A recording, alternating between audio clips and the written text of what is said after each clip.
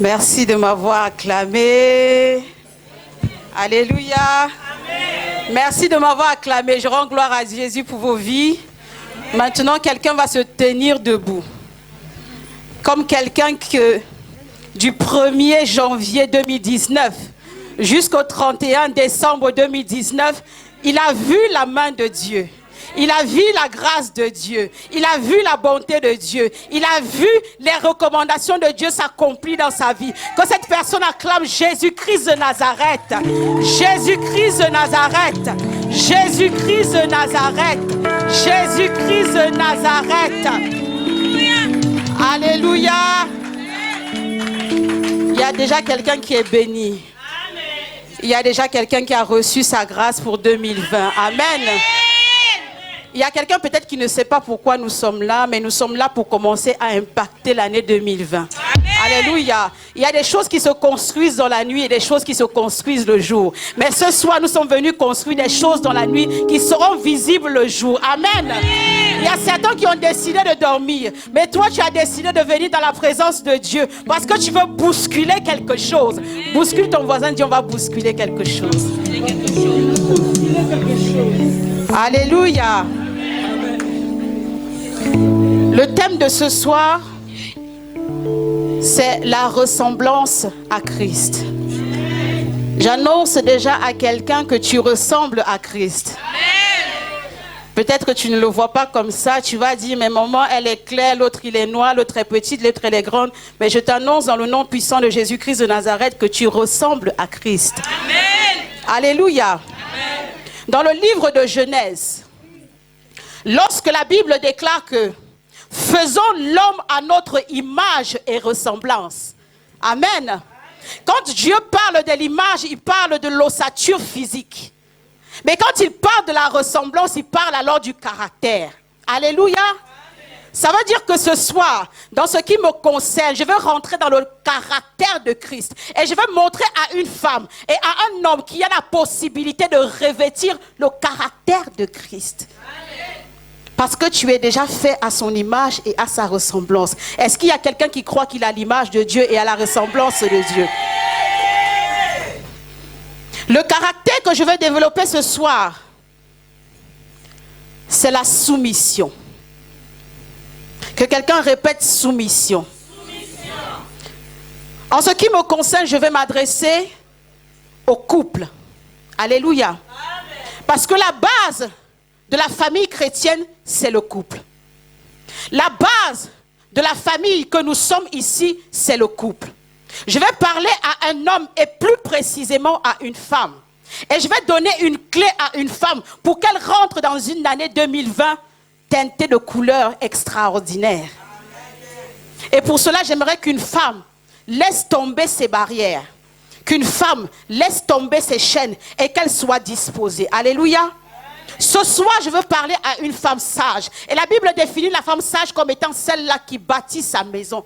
Et si la Bible parle de l'insensé comme étant celle-là qui la renverse. Est-ce qu'il y a une femme sage qui va bâtir sa maison ce soir? Amen. Alléluia. Amen. Nous sommes dans le livre de 1 Pierre, chapitre 3, les versets 1 jusqu'à 6. 1 Pierre, chapitre 3, les versets 1 à 6. Aujourd'hui, on ne pourra pas projeter le texte dont je vais vous le lire. La Bible déclare, là je lis dans la version Louis II. Femmes, soyez de même soumises à vos maris, afin que si quelques-uns soient gagnés sans parole, par la conduite de leurs femmes, en voyant votre manière de vivre chaste et réservée.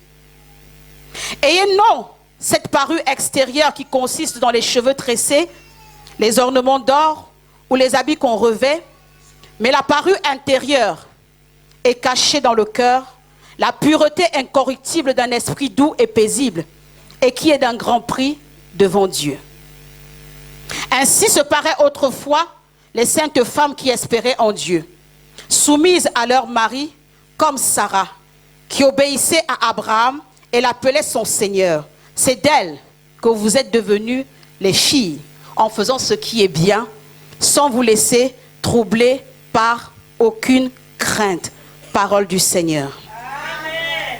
Dieu Tout-Puissant, Père de gloire, voici ton peuple assemblé ce soir.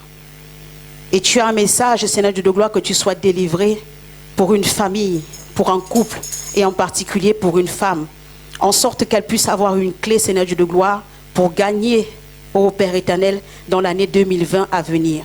Je prie que les cœurs soient disposés, que les vies, Père éternel, soient restaurées et qu'un couple, Père de gloire, sorte de ce soir victorieux au nom de Jésus-Christ de Nazareth. C'est dans ton nom précieux, Seigneur, que nous avons prié. Amen. Amen. Que quelqu'un dise à son frère et à sa sœur, la soumission.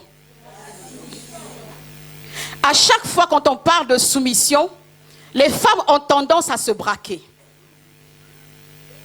Quand on parle de soumission, les femmes se rebellent.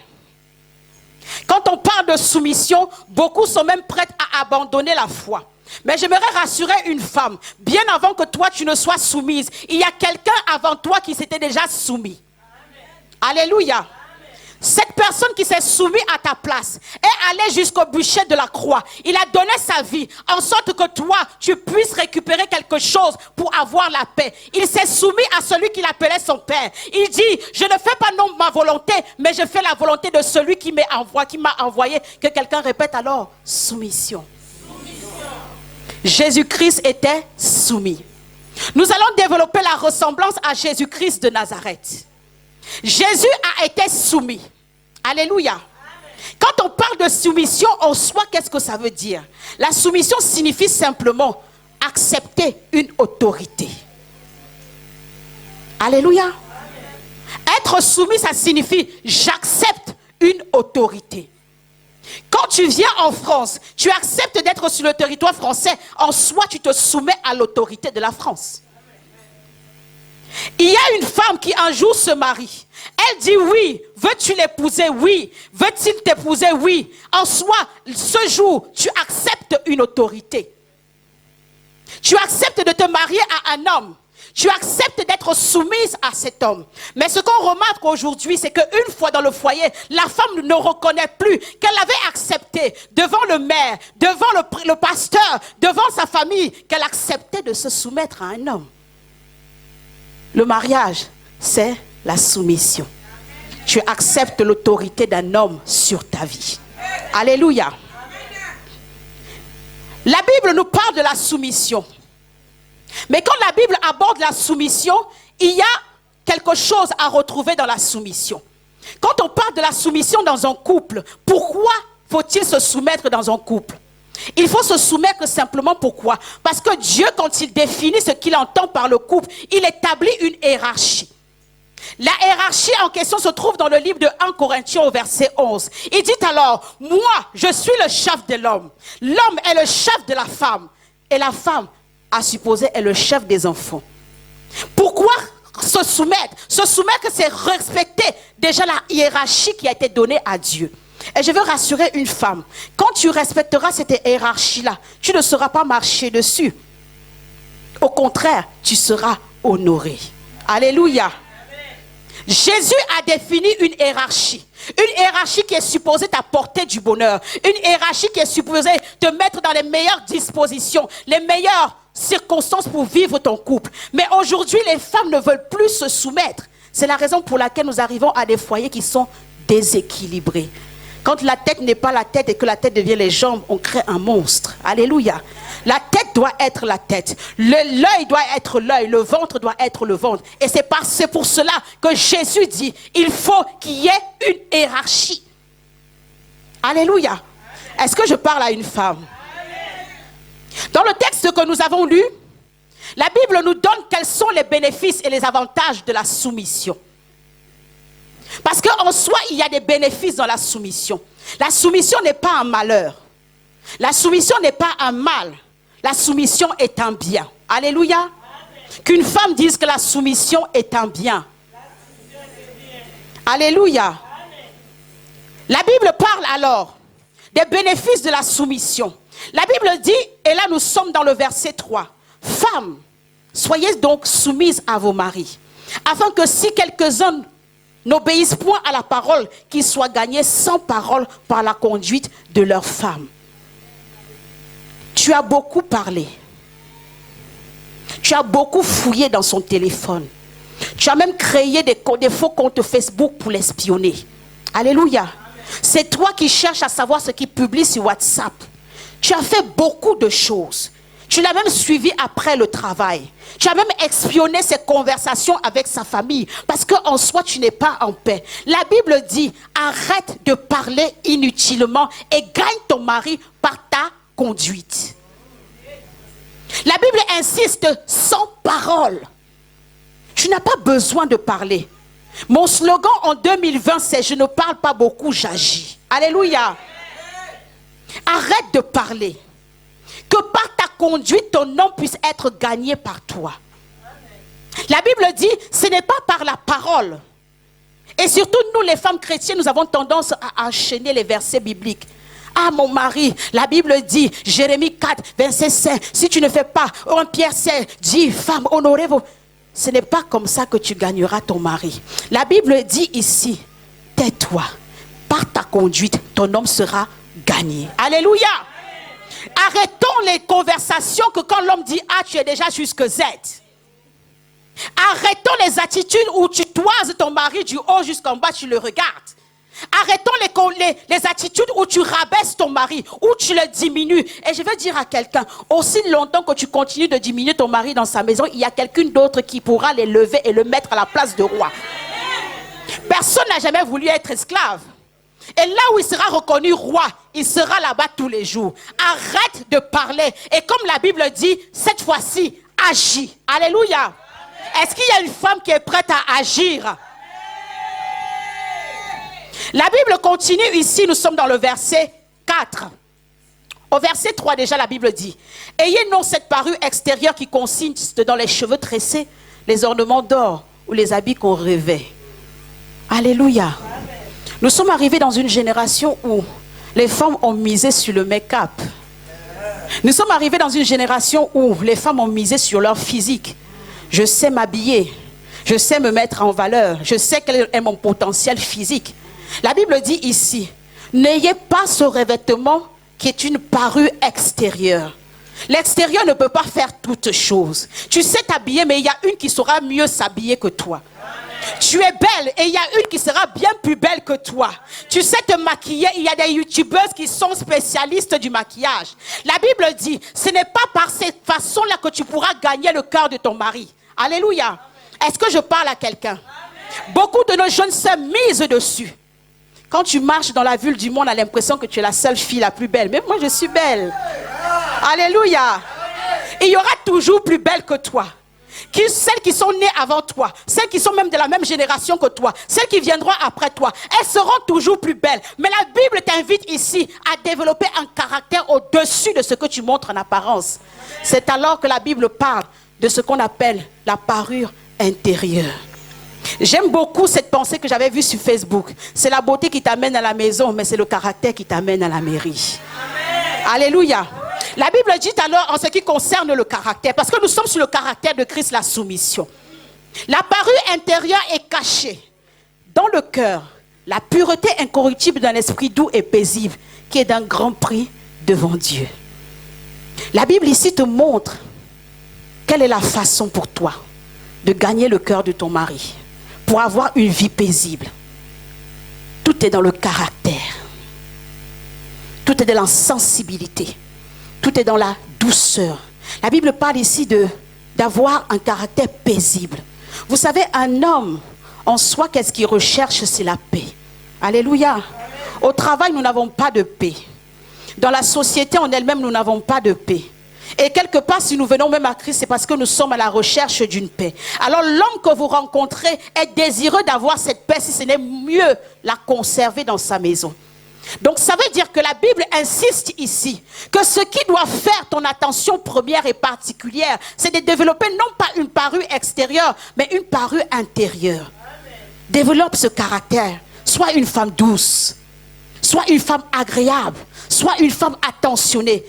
Et pour tout ce qui est du caractère de la femme, vous pouvez le revoir dans le livre de Proverbes 31 à partir du verset 10. C'est cette femme-là que la Bible dit, elle sera louée. Est-ce que je parle à une femme? Amen. Que quelqu'un dise, je veux développer la parure intérieure.